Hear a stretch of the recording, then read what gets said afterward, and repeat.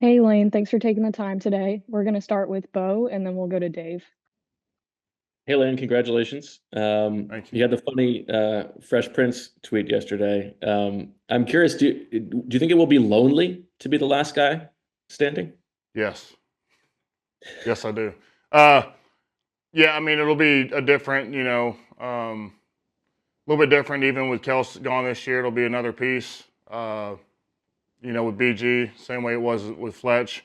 The good thing about it is I know that if they're not here in the building, they'll be close by. So, uh, that's really what I'm looking forward to. I'm happy for these guys. They're making a new transition into something else. And, yeah, man, I'm very happy to be a part of their journey and getting to witness everything that they've achieved.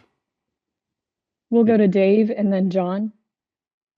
Lane, now that you realize obviously you're the longest tenured Eagle in the building, does it make you reflective a little bit? Yeah, when you're about to turn 35, you tend to reflect a lot, especially in the league. Yeah, man, it's been a fun ride. Coming into the NFL, you don't know what to expect, but you know this fan base has really embraced me through the good and the bad, and I think that we've really the culture here has been a certain way for a long time, and I felt like I was introduced to something special, and in some aspects we were able to carry on tradition, and I think that's what I'm most proud of, and to with new teammates coming in to show them what Philadelphia is about, what this team's about, and what it's like in this building. We'll go to John and then Jeff McLean. Hey, Lane, congratulations as well. We talked a little bit about this last year, losing guys as you mentioned, like Fletch and Jason. Now BG. Does that make things different for you? Do you have to change your approach as far as leadership in the locker room as being that guy? Yeah, I mean, I never saw it, as I had to do anything different. Just being myself. I think with how I do things, I like to, just be approachable, I think, from anybody. And I love having one-on-one conversations with my teammates, getting to know them better. And even, as far as a player developing, I think these one-on-one conversations are the way to go. But, I think, actions speak a lot louder than what words can. I hope that, when I come in here every day, that people can see, that I have a routine, that I'm working, training, and hopefully I'm elevating, my teammates around me to get better and to do the same thing. We'll go to Jeff and then Brooks. Lane, we've heard you over the last few years say, maybe a couple more years. This would be 3 more years. Do you see yourself playing it through to the end of the deal? Yeah, I mean it's very possible. I think when you get to this stage of your career, you take it year by year. But physically, I feel really good. I was thinking, a few years ago when I was coming back from all these surgeries that, I thought my body was going to start, filling or going downhill. But I just think with how strength and conditioning program we have here, the stuff we do in the off season, I feel really good. So yeah, as long as I'm feeling good and I feel like I can contribute, and yeah, I think I'll continue to play. It's all I've really known. I love just my football family. I'm an only child, so my brothers are here, and I've always been in the locker room. And that's how I feel. We'll go to Brooks and then Martin. Ryan, you mentioned keeping your body up. I mean, I saw a video. It seemed like the house behind me was on your shoulders. But just how do you? That was Bob How do Ross. oh, was it? um, I'm joking. I'm curious, like, how has that gone the last couple of years? Keeping your body in shape. How where is it at this point? And in reflection, kind of your entire career, what's been the best help for you? Yeah, as a younger player, I think I had to get stronger. So, deal with some of these bull rushes, and especially from Ryan Kerrigan. So, really after that, I just really focused on what I needed to attack each offseason as far as becoming a better player. And so, year after year, I feel like I've progressed. But for me, it's about being strong, and then a lot of it's about being flexible and being able to bend. A lot of players, as they age, they lose that ability to explode and to burst. So, when I look at athletes, you see what LeBron's doing. I've seen, what some Olympic athletes have done. There's a guy at Cuba, Mijan Lopez, that won his 5th gold medal at 41. So there are people that are able to, go past the barriers or perceived barriers. And so, I look to guys and athletes like that, as inspiration and just to know that it's possible. We'll go to Martin and then Zach. Hey, Lane. I could be wrong, but I think this is going to be your 5th straight season with the new guys starting next to you. Just kind of like, obviously you played with Makai last year and everything. Now he's gone, and you got either Tyler or Kenyon. And I was just kind of wondering, what it's like having that turnover next to you every year, and your thoughts on Kenyon, if you've met him, and Tyler. Yeah, I met Kenyon a long time ago. I think training. No, he's a East Texas guy himself from Atascocita High School. So I'm excited to get him here.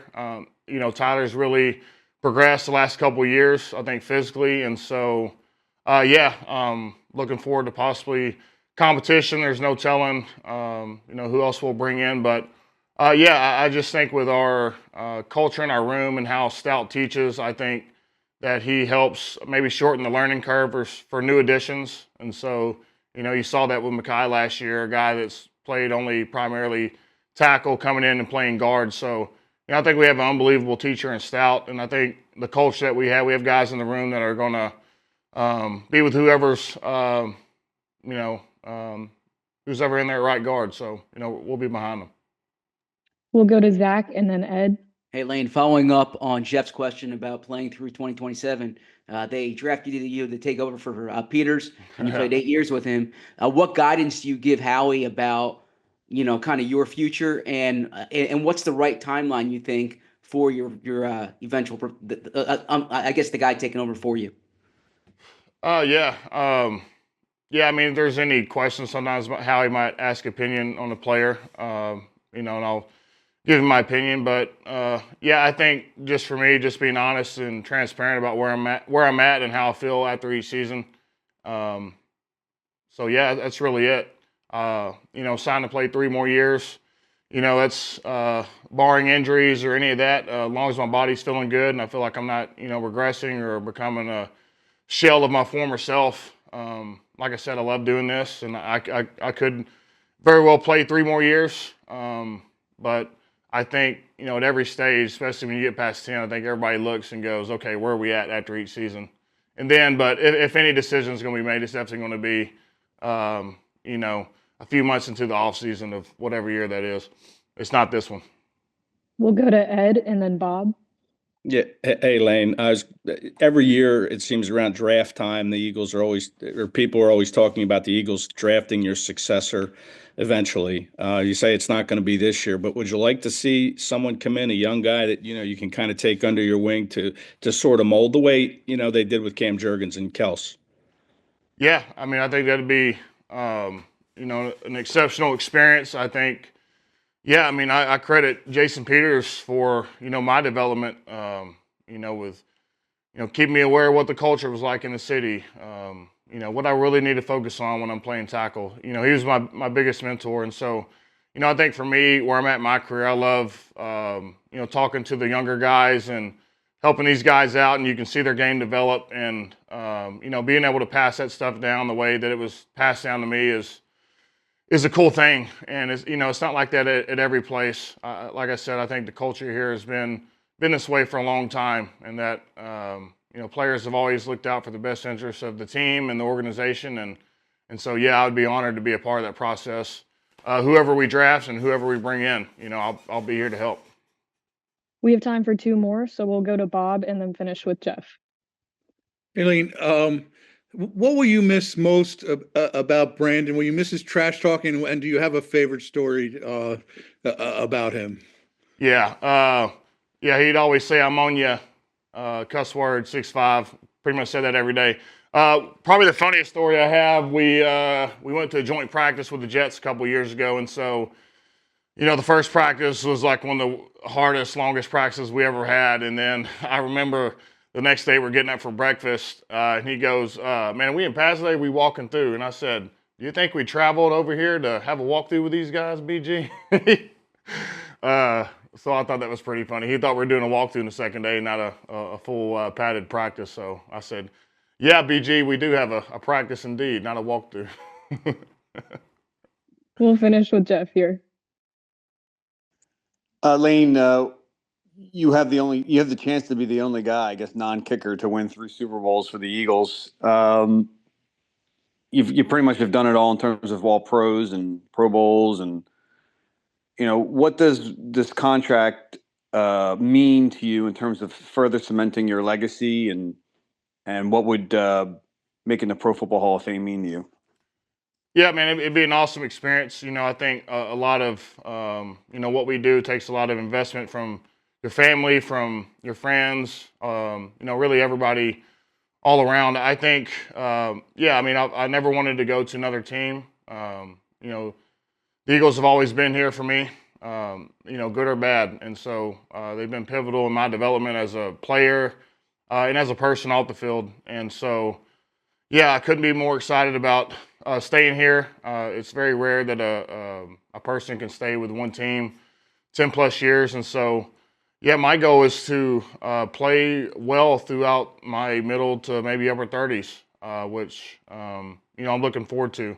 I love the challenge of, you know, being an older player and the routine you got to keep up with. And, yeah, I mean, I think that's what I love most about football is just the conflict and the constant, you know, trying to improve. And, you know, I think the people that I'm in the building with have the type of similar mindset. And so when you combine all these things, I think, you know, that's why we've had success here the past 10 years. And I think, you know, why they're going to have success, you know, long after I'm gone. It's just the way that they've done things here, you know, year after year. Thanks, Lane. Appreciate you taking the time today. Thank y'all, guys.